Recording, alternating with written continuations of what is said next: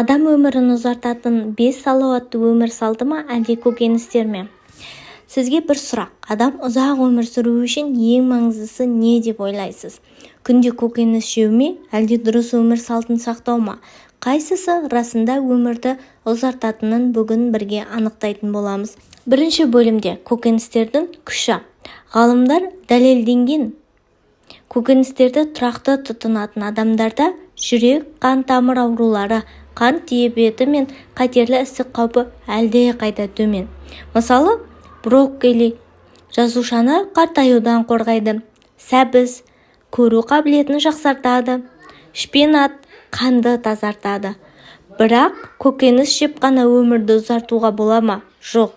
Себебі адамға тек тағам жеткіліксіз. Екінші бөлімде салауатты өмір салты. Дұрыс тамақтану тек бір бөлігі. Нағыз ұзақ өмірдің құпиясы өмір салтында.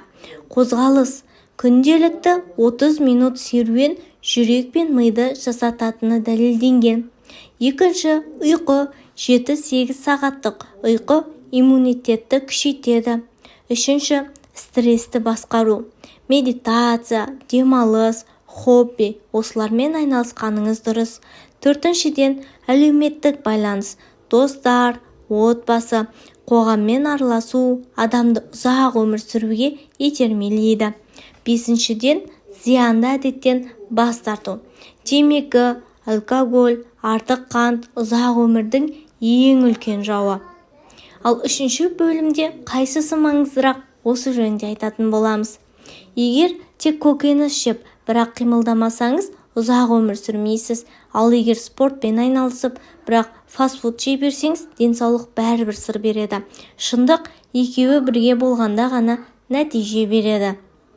Ұзақ өмір сүру үшін құпия біреу-ақ: салауатты өмір салтын ұстану, көкөніс пен табиғи тағамға бай рацион қолдану. Осыны әдетке айналдырсаңыз, өміріңіз тек ұзақ емес, сапалы да болады. Қайсысы сіз үшін маңыздырақ, көкөніс пе, әлде өмір салты ма? Пікірді төменге жаза кетіңіз.